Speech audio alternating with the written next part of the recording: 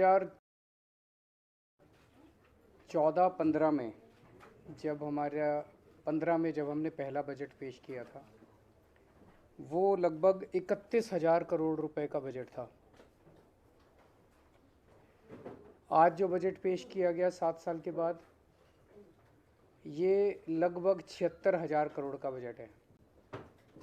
7 साल में ये बजट 2.5 गुना हो गया। ये किसी आज हमारे देश में अगर हम सारी राज्य सरकारें देखें, केंद्र सरकार देखें, ये किसी चमत्कार से कम नहीं है। इतने बड़े स्केल के ऊपर इतना भारी बजट के अंदर इम्प्रूवमेंट कोई चमत्कार से कम नहीं है। ये केवल और केवल एक ही कारण से हुआ, क्योंकि हमारी पार्टी एक कट्टर ईमानदार पार्टी है, हमारी सरकार कट्टर ईमानदार सरकार है, और उस ईमानदारी का नतीजा है कि बजट ने इस किस्म से छलांग ली है। हमने 7 साल के अंदर अननेसेसरी एक्सपेंडिचर को ख़त्म किया, भ्रष्टाचार को ख़त्म किया, रेवेन्यू के अंदर जो लीकेजेस थी, एक्सपेंडिचर में जो लीकेजेस थी, वो सब ख़त्म की, और उसका नतीजा है कि आज दिल्ली के लोगों को इतने बड़े बजट का फ़ायदा मिलने वाला है। हमारा मानना है कि आज एक आम आदमी के सामने इस देश में 2 सबसे बड़ी समस्याएं हैं, रोज़गार और महंगाई। और इसको लेके अभी जैसे पंजाब में हमारी सरकार है, पंजाब में हमारी सरकार ने सरकार बनते ही 25,000 नई सरकारी नौकरियों का ऐलान किया, जिसका 1 महीने के बाद जिनकी भर्ती होने वाली है। 35,000 कच्चे कर्मचारियों को पक्का करने का ऐलान किया पंजाब में। आज दिल्ली में जो बजट पेश किया गया है, अगर उसको मैं मोटे मोटे तौर पे बहुत ब्रॉडली देखूं, तो इन 2 समस्याओं का समाधान, रोज़गार और महंगाई, इन 2 समस्याओं का समाधान आज ये बजट दिल्ली के लोगों के लिए करता है।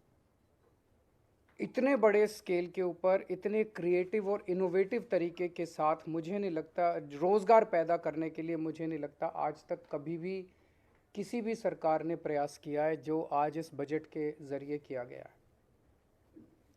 पिछले 7 साल में दिल्ली सरकार ने लगभग 12 लाख रोज़गार दिल्ली के युवाओं के लिए तैयार किए। इनमें 1,78,000 रोज़गार सरकारी सेक्टर में थे और लगभग 10 लाख रोज़गार प्राइवेट सेक्टर में थे। 12 लाख रोज़गार पिछले 7 साल के अंदर दिल्ली में आम आदमी पार्टी की सरकार ने तैयार किए। आज जो बजट पेश किया गया है, ये बजट अगले 5 साल के अंदर 20 लाख नए रोज़गार तैयार करने का लक्ष्य रखता है। ये बात कहने के लिए भी हिम्मत चाहिए कि हम अगले 5 साल में 20 लाख रोज़गार देंगे। ये कोई चुनावी वादा नहीं है, आज कोई चुनावी सभा नहीं थी। आज विधानसभा के अंदर बजट रखा गया और बजट में 20 लाख रोज़गार तैयार करने का एक पूरा खाका देश के सामने रखा गया। ये बहुत ही बोल्ड बजट है, बहुत ही इनोवेटिव बजट है, और इसके लिए मैं मनीष सिसोदिया जी को और उनकी पूरी टीम को बहुत बहुत बधाई देता हूँ। यही आज लोगों की सबसे ज़्यादा ज़रूरत है। कोरोना की वजह से बहुत सारे जॉब्स चले गए, हर घर के अंदर तकलीफ़ है, लोगों के पास नौकरियां नहीं हैं, लोगों के पास जॉब्स नहीं हैं।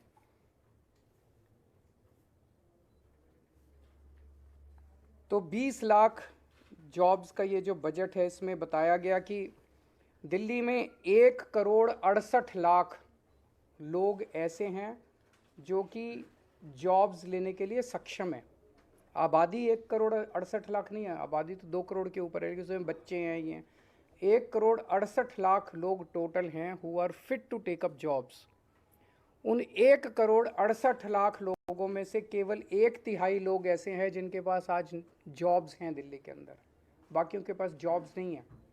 तो ये 33% की जो संख्या है इसे हमें बढ़ा के 45% तक 5 साल में ले जाना है। इसे 12% हमें इंक्रीज़ करना है। 12% इंक्रीज़ करने का मतलब है कि आज 56 लाख लोगों के पास जॉब्स हैं, इसे 76 लाख तक ले जाना है। तो 20 लाख नए जॉब्स हम लोगों को क्रिएट करने हैं। और ये कोई एम्प्टी प्रॉमिस नहीं है, खोखला वादा नहीं है। आज जितने डिटेल में इस बजट के अंदर पूरी रूपरेखा समझाई गई, ये जॉब्स कहाँ से आएंगे, इतनी इतनी महीन exercise, micro exercise, detailed exercise, practical exercise मुझे नहीं लगता कभी इस तरह की हुई है। जो सेक्टर्स आइडेंटिफाई किए गए रिटेल सेक्टर में, इन सेक्टर्स के अंदर जॉब्स क्रिएट किए जाएंगे। Retail sector, food and beverage sector, logistics and supply chain, travel and tourism, entertainment, construction, real estate, green energy. तो ये 8 सेक्टर्स हैं, 8 क्षेत्र हैं जहाँ पे नए जॉब्स क्रिएट किए जाएंगे। और हर एक की बहुत डिटेल्ड प्लानिंग की गई है, हर एक की बहुत डिटेल्ड स्कीम्स बनाई गई हैं। दिल्ली की 5 मार्केट्स आइडेंटिफाई की गई हैं जो कि दिल्ली की फेमस मार्केट्स हैं, ट्रेडिशनल मार्केट्स हैं। इन मार्केट्स को पूरा रिवैम्प किया जाएगा, उनको रिनोवेट किया जाएगा। और वहाँ पे उम्मीद है कि पूरे रिवैम्प और इनोवेशन के बाद उन मार्केट्स के अंदर बड़े स्तर के ऊपर बिजनेस बढ़ेगा। दिल्ली शॉपिंग फेस्टिवल लगाया जाएगा। दिल्ली शॉपिंग फेस्टिवल से उम्मीद है कि पूरे देश से और दुनिया भर से बहुत सारे टूरिस्ट्स दिल्ली आएंगे, जिससे दिल्ली की इकनॉमी बढ़ेगी। और हर साल दिल्ली शॉपिंग फेस्टिवल होगा, लंबा फेस्टिवल होगा, जिससे दिल्ली की इकनॉमी बढ़ेगी और दिल्ली में बड़े स्तर के ऊपर जॉब्स क्रिएट होंगे। होलसेल, दिल्ली जो है हमेशा से देश का एक तरह से होलसेल मार्केट रहा है, पर किन्हीं कारणवश उसकी वो जो होलसेल का जो नेचर था, उसका जो कैरेक्टर था, वो ख़त्म हो गया। इसको वापस रिवाइव किया जाएगा, दिल्ली को वापस होलसेल मार्केट बनाया जाएगा और अलग से दिल्ली होलसेल शॉपिंग फेस्टिवल किया जाएगा। दिल्ली बाज़ार पोर्टल बना रहे हैं हम लोग। मैंने पिछली साल ऐलान किया था दिल्ली बाज़ार पोर्टल, जिसमें दिल्ली के सारी दुकानें, दिल्ली के सारे मार्केट्स एक पोर्टल पे लाए जाएंगे। तो दिल्ली के अंदर कुछ भी माल बिकता है, छोटी दुकान पे, बड़ी दुकान पे, कहीं भी कोई भी माल बिकता है, वो आपके पड़ोस में रहने वाला, किसी कॉलोनी में रहने वाला आदमी भी खरीद सकता है और 24 घंटे खरीद सकता है। ऐसा नहीं कि सूरज छिपने के बाद फिर दुकान बंद हो जाएगी, कभी भी खरीद सकता है, रात को 12 बजे 1 बजे भी खरीद। अमेरिका में रहने वाला कोई आदमी भी खरीद सकता है, लंदन में रहने वाला कोई आदमी भी आपके लोकल मार्केट से, खान मार्केट से, चांदनी चौक से, आपके लोकल शॉपिंग कॉम्प्लेक्स से कोई भी माल खरीद सकता है। इससे हमें उम्मीद है कि दिल्ली की अर्थव्यवस्था को एक बड़ा जंप मिलेगा और दिल्ली के माल जो है वो पूरी दुनिया के अंदर बिकने चालू होंगे। गांधीनगर को ग्रैंड गारमेंट हब के रूप में डेवलप किया जाएगा। गांधीनगर का कपड़े का व्यापार जो है बहुत बड़ा है और इसको अगर हम अच्छे तरीके से, इसको सिस्टमेटिक तरीके से अगर रिवैम्प करके पूरे मार्केट को डेवलप किया जाए तो इसमें बहुत बड़ी अपॉर्चुनिटीज़ हैं। दिल्ली की जो नई स्टार्टअप पॉलिसी है वो बहुत बड़ी अपॉर्चुनिटीज़ खोलती है। दिल्ली ऑलरेडी देश का स्टार्टअप कैपिटल बन चुका है। दिल्ली के अंदर आज पूरे देश में सबसे ज़्यादा नए स्टार्टअप्स निकल रहे हैं। तो दिल्ली की जो स्टार्टअप पॉलिसी है, हमें उम्मीद है इसके ज़रिए बच्चे जो हैं वो बहुत सारे नए नए बिज़नेस शुरू करेंगे और दूसरों को नौकरी देंगे।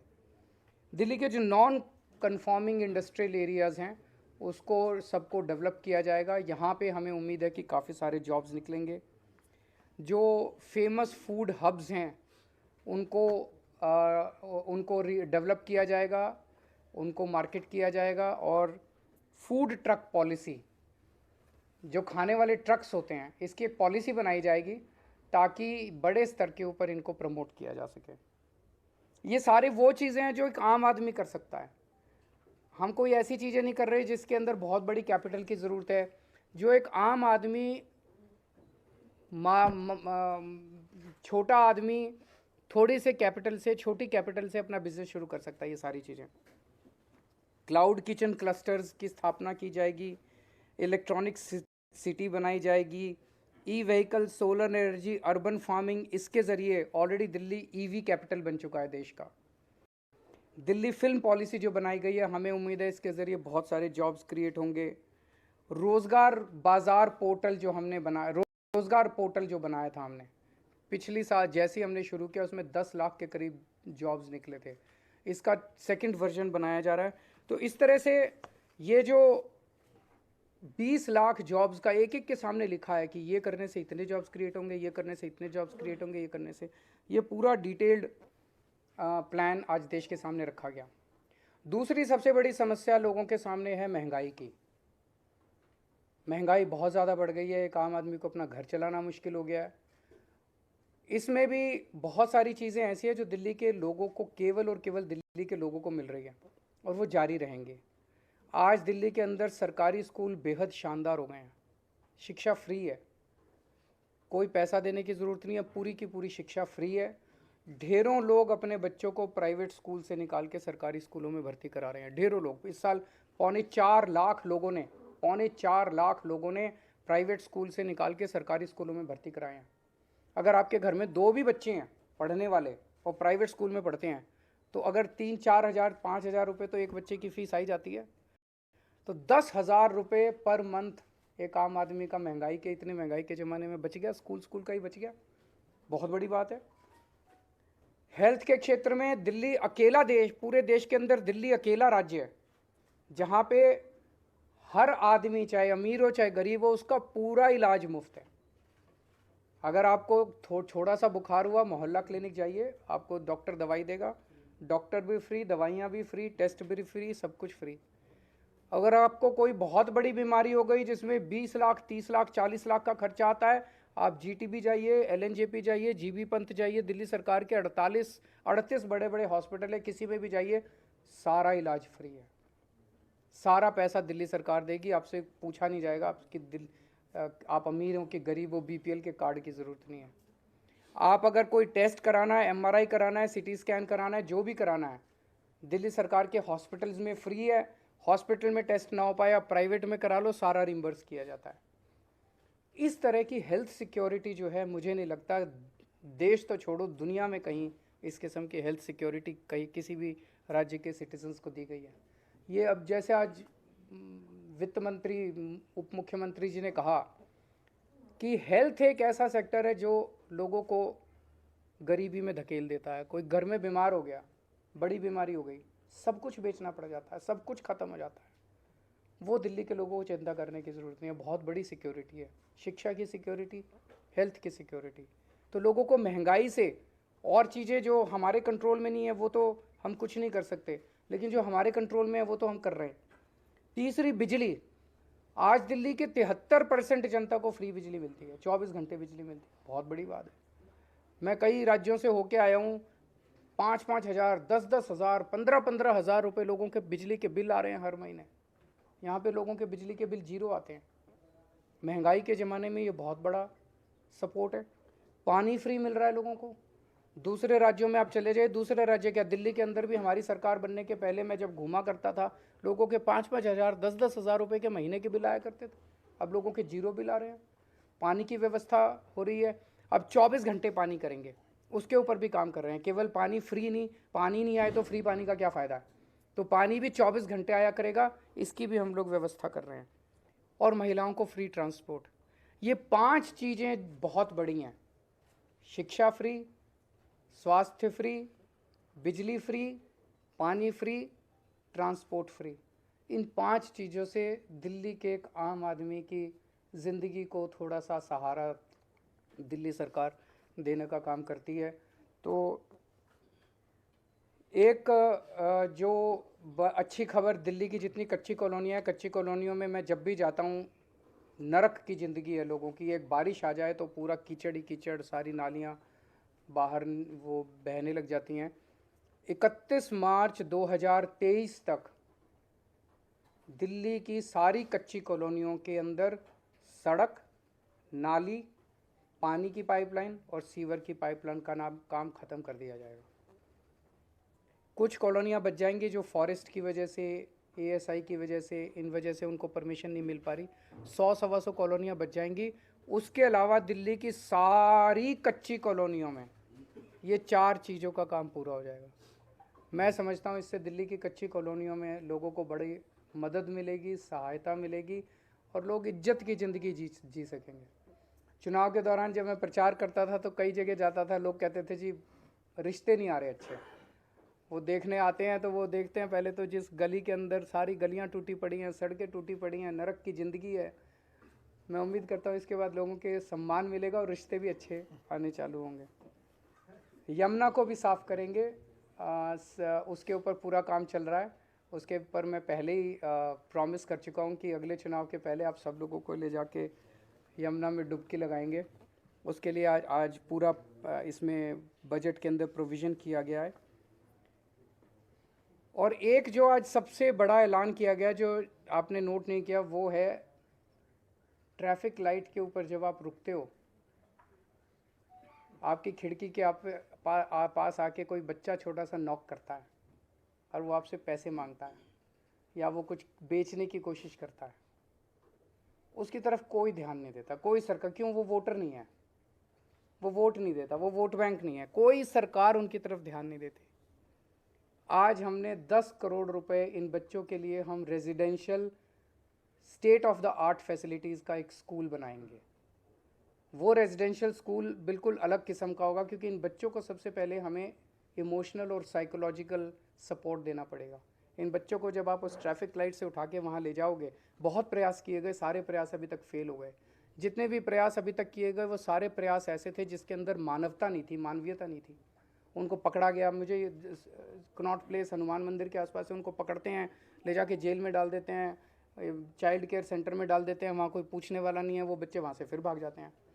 ये स्कूल ऐसा होगा जहाँ पे उनको सारी अच्छी 5 स्टार सुविधाएं दी जाएंगी और उन बच्चों को मेन स्ट्रीम में ला के उनको एक इज्जत की ज़िंदगी दी जाएगी, उनको एक अच्छा नागरिक बनाया जाएगा। तो ये मोटे मोटे थे। मैं मनीष जी को फिर से और पूरी उनकी टीम को बधाई देता हूँ इतना शानदार बजट प्रस्तुत करने के लिए।